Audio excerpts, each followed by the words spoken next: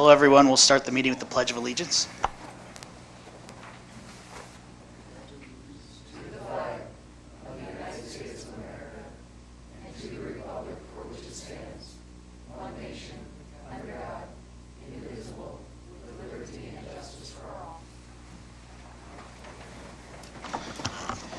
Thank you, everyone, for joining us tonight. We'll start with roll call.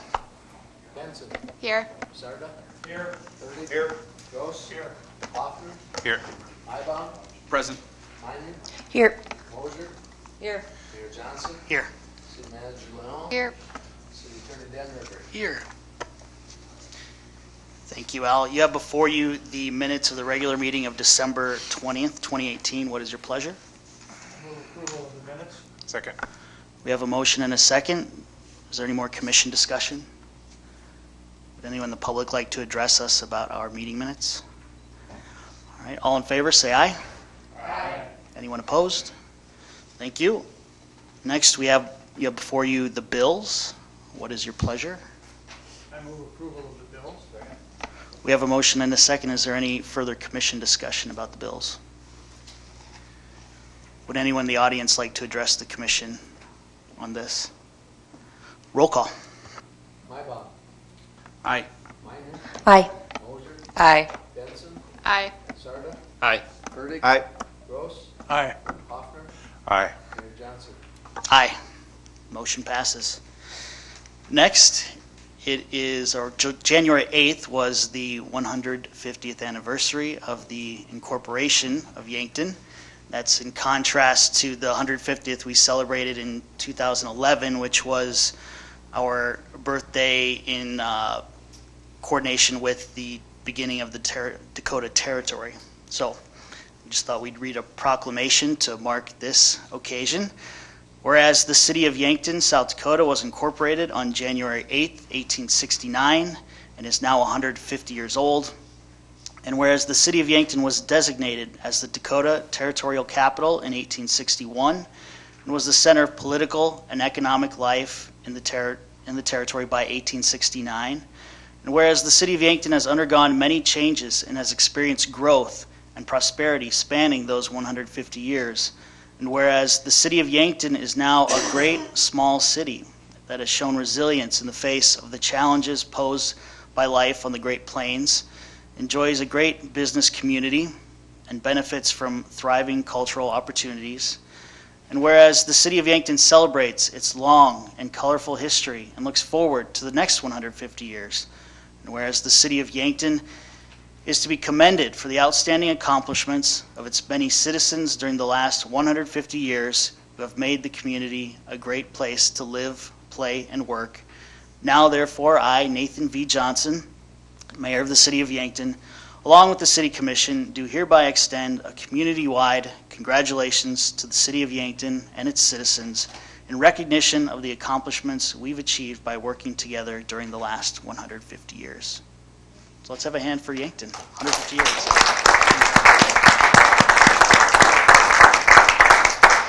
I have a feeling you'll be hearing more about that as the year goes on. Next is public appearances. It's a time for anyone in the audience to address the commission on an item that is not on the agenda. So if you have... You're going to skip the city manager? Oh, I guess we could do the city manager's report if she wants. Thank you, Honorable Mayor, members of the Commission. On Wednesday, Mayor Johnson and I will be traveling to Pierre to attend the first-class mayor's meeting. We will be addressed by Governor Noem, so if there's things that you would like us to ask or bring up while we're in that meeting with the first-class mayors, we certainly will do so. That's a beneficial meeting. For those of you who have served as mayor, know that. A good time to hear what other cities are doing and bounce ideas off other communities as well. On Sunday, yesterday, we enjoyed the Battle of the Badges charity basketball game for Special Olympics and the Vera Cancer Research. We had some celebrity basketball free throwers, Commissioner Mosier and Commissioner Hoffner. And Commissioner Hoffner defended his title as the champion free throw shooter 2 years in a row. So that's pretty awesome. And Steph held her own as well, so maybe there'll be a rematch next year. The Special Olympics team ended up beating the Mount Marty students, and the fire department beat the police department. Police department did a little bit of talking before, but the police department or the fire department, I guess, practiced and they ran away. They didn't run away with it. They won by a few points, but it was a fun event, growing event, and a really good cause. So thanks for everyone that participated in that, and everybody was a hero that day. I'm going to be asking Colleen to call a potential quorum. She'll be addressing that with the media for the Martin Luther King event that's to be held this Sunday. I don't have the details, but I'm aware that you all will be invited to that. So when that comes out, you'll get an email, and I'll be visiting with the media about that. Al received sales tax today, so I'll let Al tell us how we ended up for the month and then how we did for the year. So we'll get a drum roll. For the month of December, the sales tax were up 4.07 from a year ago, and that allows us to finish the year at 4.06, which was a nice healthy increase, especially given how we started the year out and what our projections were on the budget. So that will allow us to have a little bit more flexibility with some of our spending needs. And one other thing I want to point out is in the next meeting, which is on January 28th, you'll be, in part of the packet is the city election calendar. But technically the first day that's of note is the Friday before, and that's the first day for citizens to start circulating nominating petitions for the office of city commission. And this year the three officers up, or the three commissioners up for re-election are Gross, Mybaum, and Minor. So we encourage you to get your bodies down to the city hall and fill out petitions. That's all we have, Mayor, unless there's questions for our staff. Commission, any more questions of City Manager Amy Leon? I don't have, except for a comment, I don't know if everybody saw it, but there was a nice piece on KDLT on the Battle of the Badges this morning or late last night, but I caught it, so if you didn't get a chance to see it, it was a nice piece to highlight what the fire department and police department in Yankton do to raise funds. Thank you, Commissioner Mosier. Anyone else? All right, now is the time for public appearances. So anyone in the audience who has something they would like to address to the commission that is not on the agenda, please step to the podium. All right, seeing no one stepping to the podium, we will move on to the consent agenda, and it is a long one, so I will read through it here for you.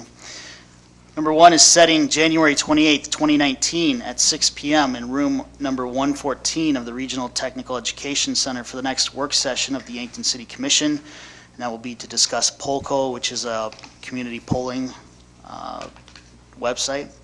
Number two, setting January 19th, 2019 as a possible quorum event, and it is the 2019 Legislative Cracker Barrel. No official commission action will be taken. Those are held at the Vera Sacred Heart Professional Office Pavilion. Number three, January 29th, 2019 will be the Yankton Day at the Legislature. So it's another possible quorum event. No official commission action will be taken. Number four is a possible quorum event. February 2nd, 2019 is the next Legislative Cracker Barrel. No official commission action. Number five, possible quorum event, February 6th, 2019 for a rib dinner with the legislature, during which there'll be no official commission action. And what is that one exactly, Amy? That's the rib dinner that the Municipal League puts on. I did not have any commissioners indicate they're interested in attending. However, that is something open to them as well. That takes place in Pier, I believe at the hotel that used to be the King's Inn, but I don't know what they call it now. Okay, thank you. Number six is a possible quorum event. March 2nd, 2019 will be another Legislative Cracker Barrel. Number seven is setting January 26, 2019 as the date for our Strategic Planning Advance session, and that will be at the Mount Marty College Boardroom.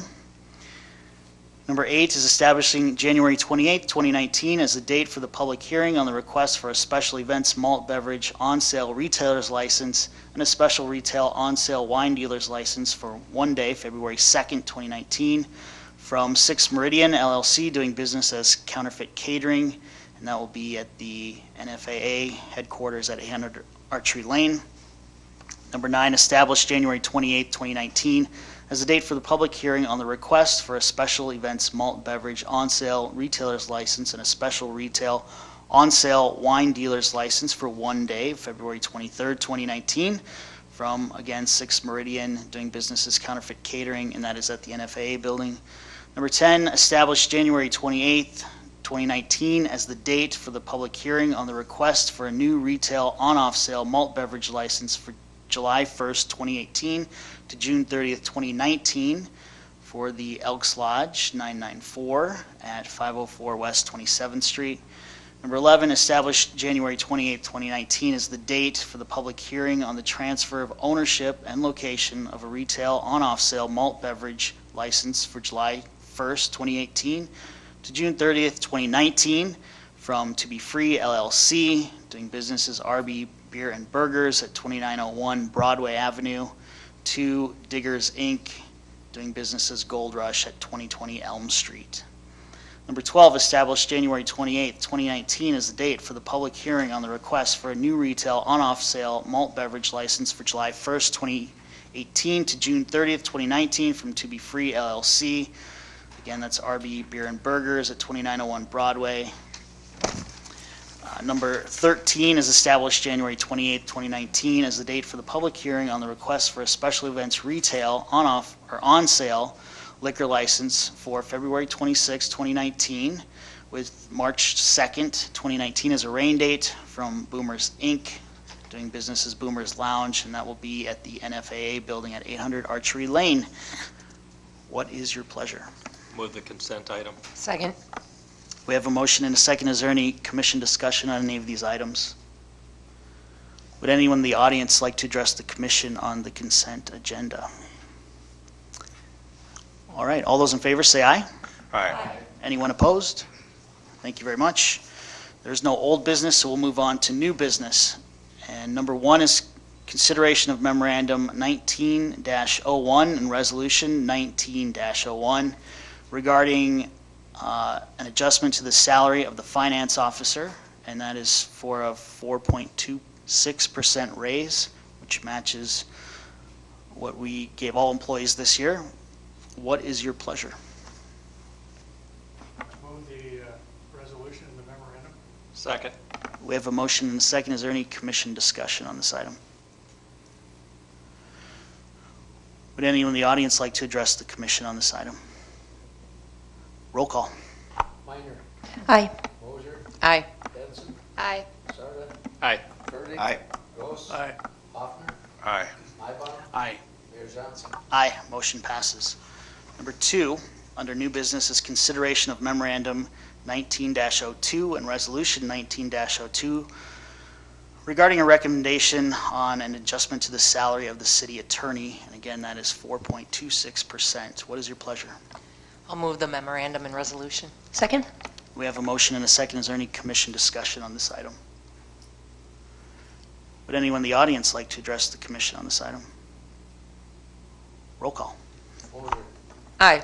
Benson. Aye. Sarda. Aye. Furtick. Aye. Gross. Aye. Hoffner. Aye. Mybom. Aye. Minor. Aye. Mayor Johnson. Aye. Motion passes. Number 3 under new business is consideration of memorandum 19-03 and resolution 19-03 regarding a recommendation for adjustment to the salary of the city manager. And this one is for 7%. What is your pleasure? Move approval.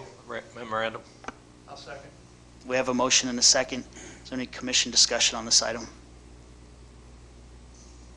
Would anyone in the audience like to address the commission on this item? Roll call. Benson. Aye. Sarda. Aye. Furtick. Aye. Gross. Aye. Hoffner. Aye. Mybom. Aye. Minor. Aye. Moser. Aye. Mayor Johnson. Aye. Motion passes. Number 4 is consideration of memorandum 19-04 regarding personnel contract with the city manager. What is your pleasure? I move the memorandum. Second. We have a motion and a second. Ross, can I ask you to walk us through the changes that are being made here? Sure. This year we decided to update Amy's contract to address, just basically clean up for the most part. We had to change Amy's name due to her nuptials this last year. In terms of compensation, her compensation was not addressed by this particular contract. Rather, the only, I guess the only thing that is sort of compensation related is she was granted 5 extra days of vacation time. We increased the number of days that Amy would be required to give us prior notice if she was going to terminate her contract and leave the city, so the city would have a little more time to get its affairs in order. And then we also cleaned up the document to remove some confusing verbiage, and we also added some language that encourages and reimburses Amy for her participation in professional service organizations and for continuing education, which is already in alignment with our current practices. Is there any commission discussion on this item? Would anyone in the audience like to address the commission on this item? Roll call. Sarda. Aye. Herdig. Aye. Gross. Aye. Hoffman. Aye. Mybach. Minor. Aye. Moser. Aye. Benson. Aye. Mayor Johnson. Aye, motion passes. Number 5 under new business is consideration of memorandum 19-05 regarding an agreement with Stockwell Engineers. And I guess first of all, what is your pleasure? So moved. Second. We have a motion and a second. Amy, did you want to introduce this item for us? I am happy to introduce this item. So a long time coming, a long phase of design and community involvement, preparation and planning, and your guys' action, the commission's action to move forward with the project, and then a referral, and then a campaign, and here we are, fast forward today to the point where we're considering a contract, where you're considering a contract for design of the aquatics facility. So we have partnered with Stockwell Engineers on a number of different projects, a number of major projects, and they've done a great job for us. They've really worked well with our staff, and we have a good relationship with them, and now they have their own building right down the street from us as well, so we're excited about that. This contract is for design of the facility itself, as well as engineering of the facility, and I will let John Brown explain to you the various folks that will be involved in the projects and the role in the project and the role that they'll play. Before he does that, I will say that typically the costs of engineering and design services for this type of project are between 10 and 15% of the entire cost of the project, and this falls in line with that. This is at about between 12 and 13% of the project, so it definitely falls within that sort of guideline, professional guideline that we utilize. So, Mr. Brown, if you'd like to talk to us a little bit about who all is going to be involved and what we can expect going forward. I will. We have partnered with, my name is John Brown, for those of you who don't recall, with Stockwell. I also have Brad Warner here. He's a partner with the firm, and just couldn't wait to get back to visit with you folks. So, but we've partnered with a pool consultant that actually does, specializes in just pools, both large and small. Doug Whitaker with Water Technologies Incorporated have done several pools, both within Wisconsin Dells, Aberdeen, locally, more local, as well as larger, resort facilities in the Caribbean and different areas like that. So they're a 50-person firm that specialize in swimming pools. So very qualified. We've worked with them in the past on other projects, and we feel very confident that they're going to provide us with a lot of expertise. They've done that. We've worked with you over the last 2 years, more recently, with the concept plan and helping budget and determine what these costs may be for the project. And so they've been able to provide us with a lot of insight on the different types of facilities that could be designed and constructed, and then ultimately helped us with the budget going forward with the project. So we also have an architect on staff that will be working with us that would actually provide the architectural elements, which are just the restrooms and concession area. and they also have electrical, mechanical, and structural engineers in-house. So it's a team effort. There's about 5 consultants that are going to be working on this. So we are the site design, anything associated with the grading and design of anything outside of the buildings and outside of the swimming pools. So any parking lots, drainage, everything associated with anything outside of those major events. So we're really just bringing everything together as a project manager and then making sure it's getting built the way the design was put together. So we have assembled what we feel is a very qualified team that are going to help bring this together. You are also aware of David Locke, a landscape architect in our firm, that will be heavily involved with that project management. Between David and I, you'll see us probably too much, but we'll be very involved with the project and making sure it all comes together well. So I'd like to open that up to any questions that you guys have for me or our staff. Hey, Don, welcome back. Thank you. So far, what you've done in preliminary and planning, has that all been donated?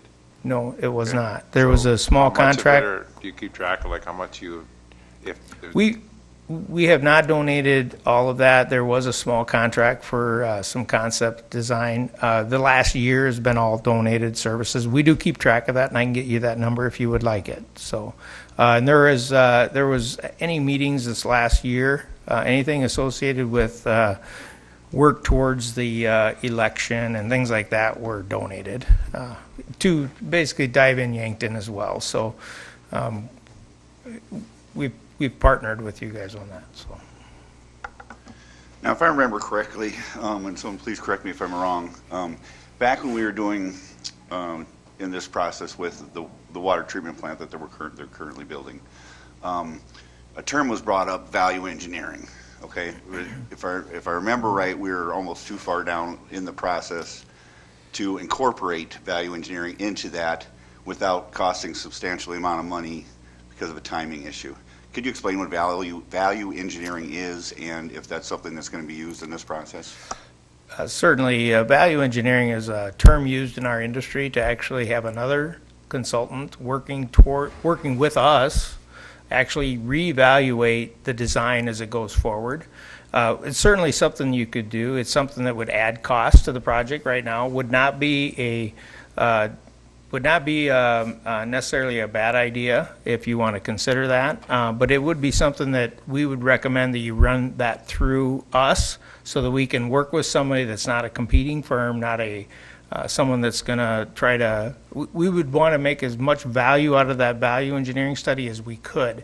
And the best way to do that is to actually work that through our contract, but hire someone else basically to do that would actually have expertise within the same fields and actually bring their expertise to the table at 30 or 60 or 90% design. So I would certainly offer that. If you would like us to look into that, we certainly could do that. That's going to range in cost. It depends on what level you want. Anywhere from, it could be as low as a $30,000 agreement to a $120,000 agreement. It all depends on what level you want to go to on those. I certainly would, if you would like us to look into it, we could in more detail and bring something back to Amy if you would like. And what typically, because I'm assuming you've done this several yes, times we before. have. Do you have a typical percentage that you can come up with, off the top of your head on a savings that you can acquire through value engineering? And there's really no way of estimating that. I would say it's went both ways.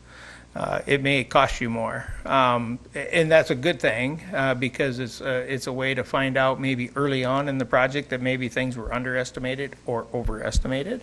Or the value engineering is really when you look at the type of building, the type of amenities that you have in the facility, and see is that the best suited material, best suited product for this environment, for example.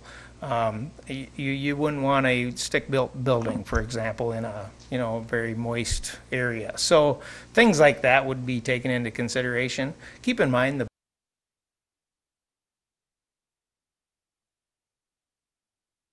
buildings are relatively small in size. A big dollar amount is in the pool, and that's going to really suggest, if you want to go down that value engineering road, is look at that. We certainly could reach out to some other consultants that would actually could help guide us through that, but that's really the only place that you're going to find, I would say, real value there, because you're going to want a masonry type building. So as far as the building is concerned, you're going to want a very low maintenance facility, and as well as the pool itself. And that value engineering is going to get down to things like, should this be a curved pool or should it be square? You know, things like that, that are going to, those are things that are going to save you money in the long run if you would want to save costs. But I think we could certainly entertain it if you would like, and would look into that if you know, other consultants that would be pool consultant. I think that'd be really the value there, would be as a pool consultant if you'd like that. And I would just add, for the commission's benefit, we discussed that at a staff level, because we knew that that's something that came up when we talked about the water treatment plant. And certainly the aquatics facility is not a small dollar amount. It's you know, $14 million project, a $14 million plus project. However, value engineering, where you see the big savings, is the large contract. So had that been something you wanted to do for the water treatment plant, I think that would have probably been where you could have seen a greater amount of savings, or not. That it really depends. We can certainly do it for any type of project. We have an added benefit, I think, with Stockwell, in that we've walked through some major projects with them already. Their estimates have been good, and have been right in line with what they've talked about. So we feel confident. Of course, you know, they can't estimate what bids are going to necessarily come in at, but we felt great working with them, and our engineers have worked well with them. So I'm not recommending that this evening. If that is something the commission wants to do, we'll certainly do that.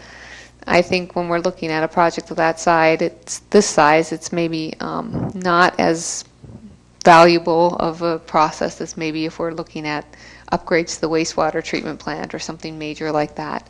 That's my opinion from what I've seen in community. John, good evening.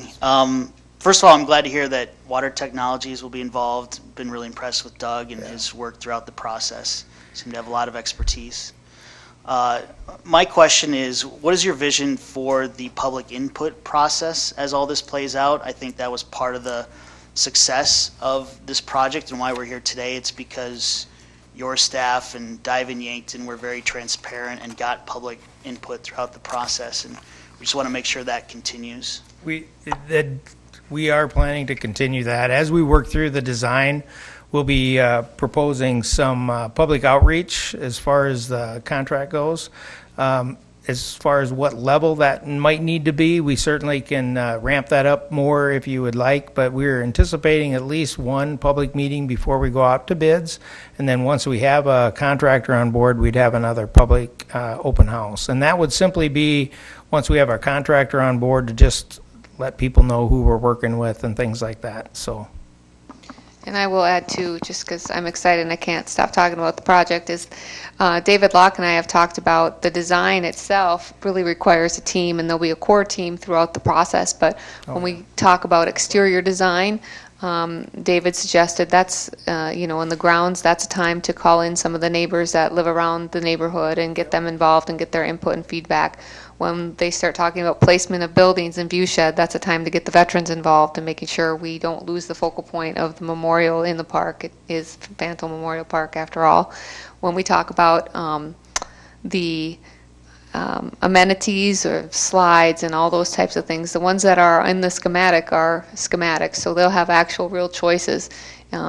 Reaching out to Dr. Kindle to see if we can get some kids involved, because I'm not sure folks our age know exactly what young kids like for their different features, but talking about those types of things. So I think there'll be some public input as well in the design before we even get to the unveiling and bigger public meetings and things like that.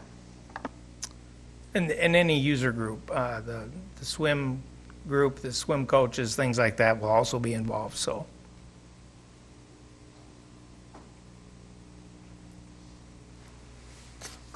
Any more commission questions? Does this include the Brad Warner former city commissioner discount? That's the one question I had. I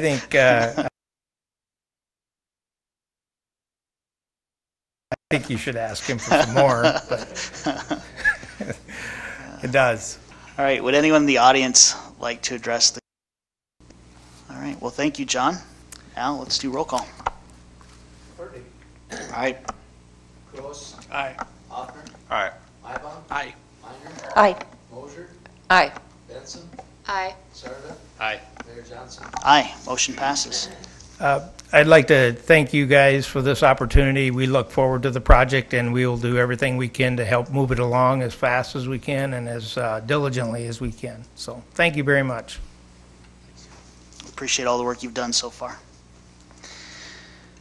Number 6 under new business is introduction and first reading of ordinance number 1015, amending the garbage ordinance chapter 10 and setting January 28th, 2019 as the second reading and public hearing of said ordinance. What is your pleasure? Introduce. All right, it is introduced. Adam, did you want to talk a little bit about what this change means?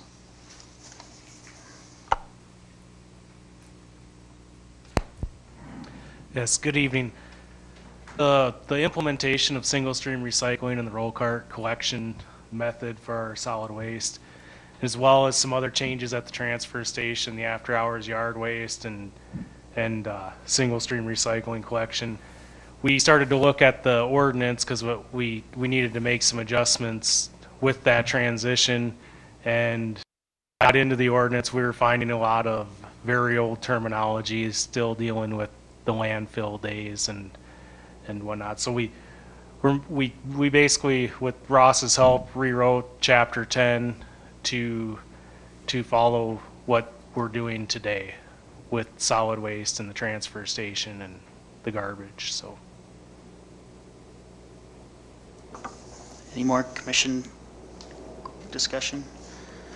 Ed, do you have something you wanted to say?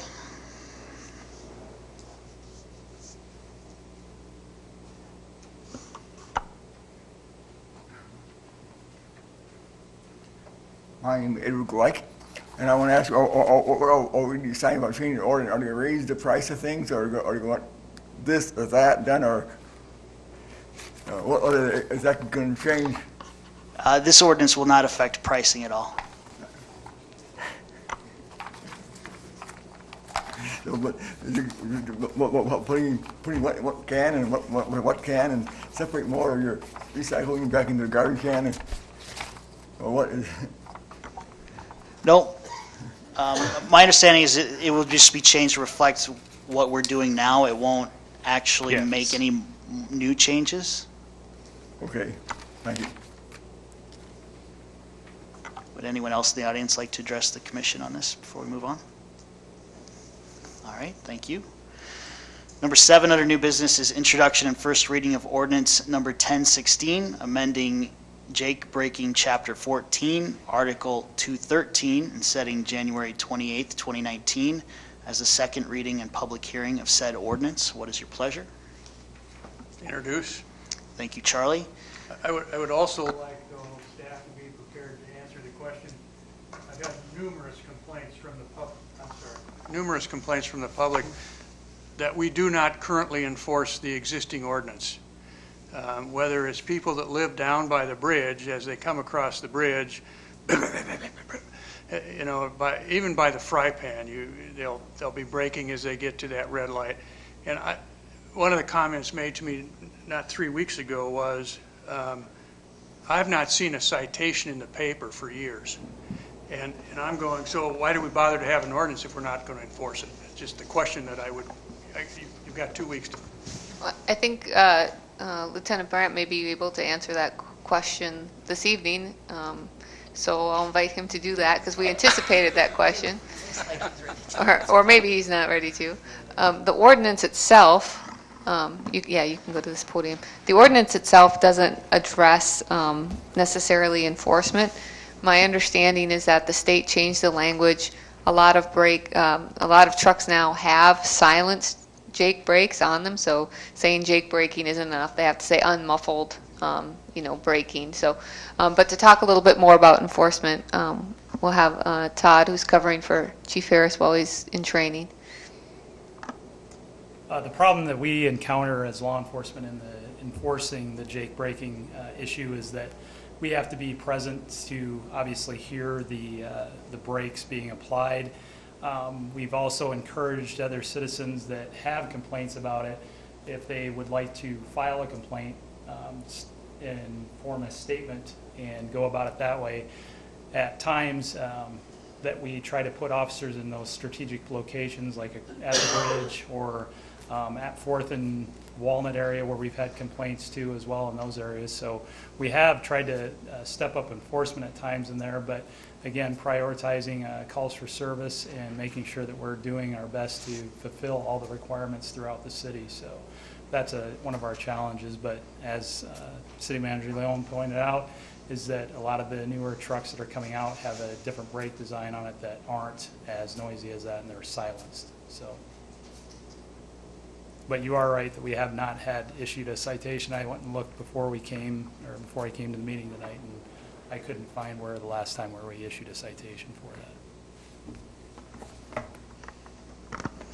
I'd also like to remind the public that if there is an incident like this that they observe themselves and they have plate numbers that they can attest to what they observed, they're welcome to come into my office and I will help them charge it out in a way that does not involve law enforcement. There's another way for us to charge that.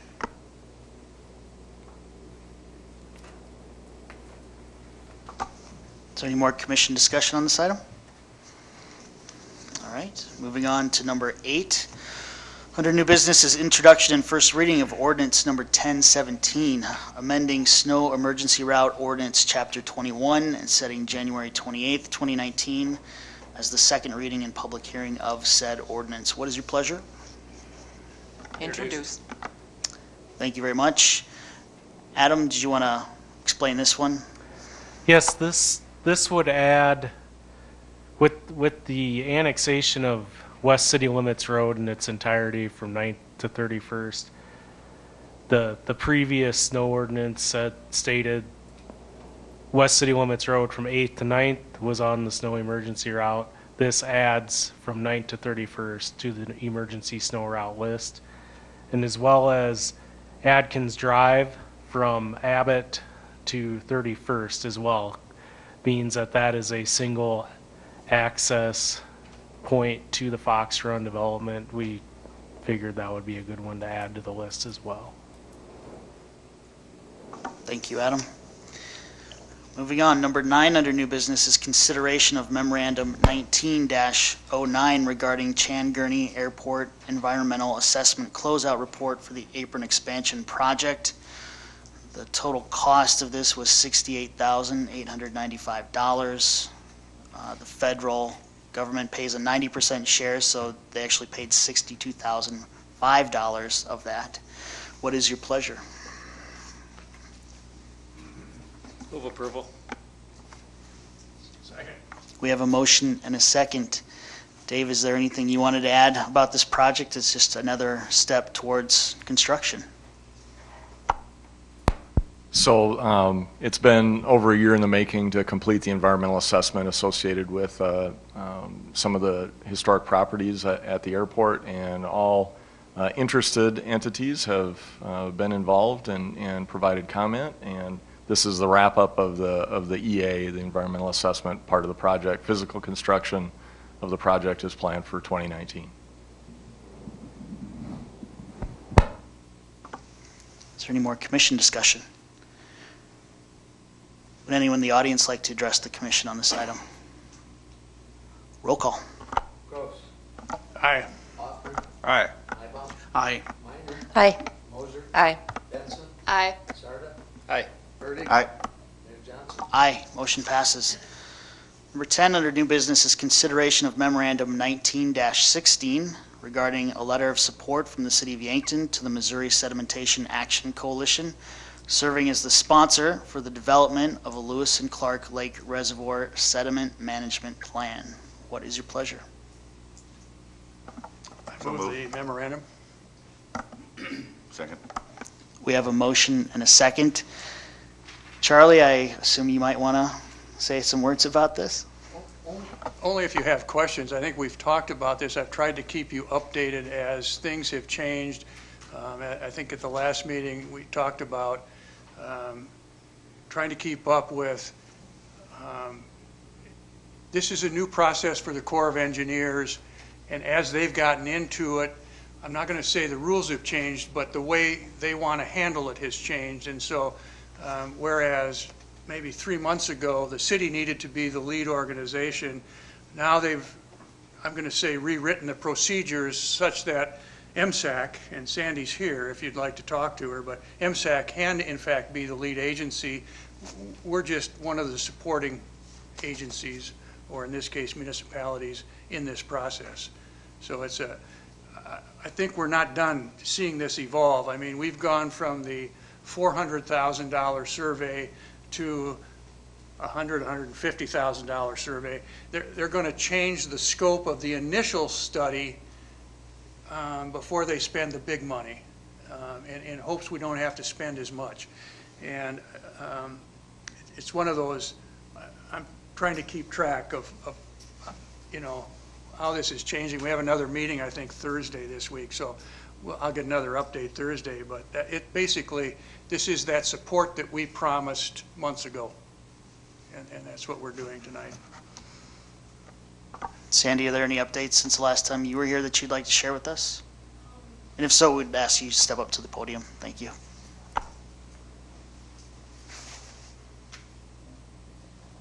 I would just add one detail that the section that we're using to start the process with has changed a bit, and that was at the recommendation or suggestion of the Corps. It just should provide a more streamlined process at the start. With Section 1179A, Congress hasn't funded that yet. Section 22 is a long-established program within the Corps, and it just makes sense to start there. But we realize that we'll need to move to another authorization in order for it to be implemented and constructed. So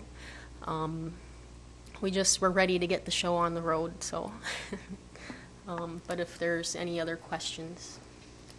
So since the Corps, they're under Department of Defense, so they are still working, right?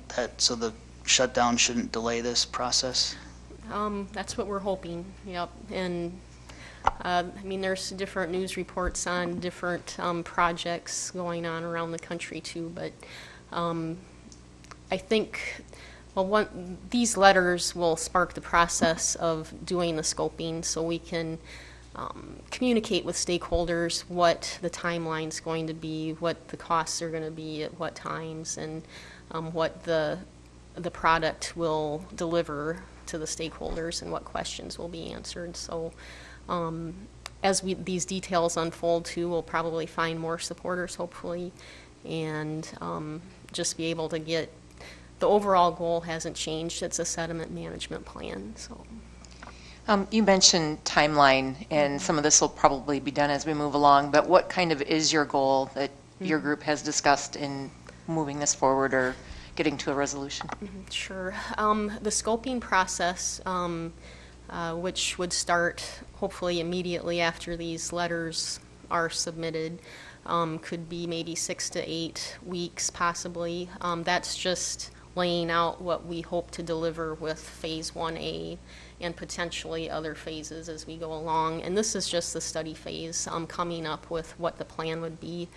The overall getting a sediment management plan put together, maybe 2 years, I'm just guessing.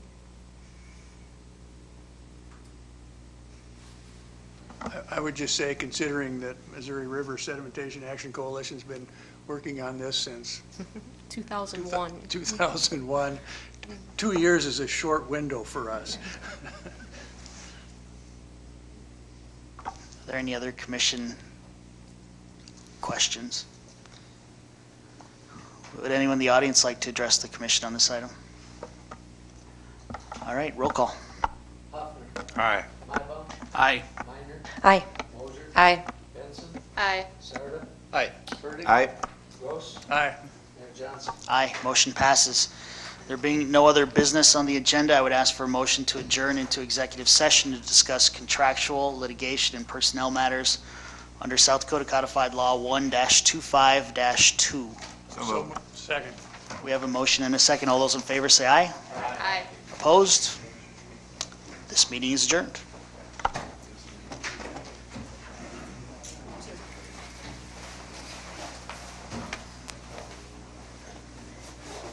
Oh, where you going?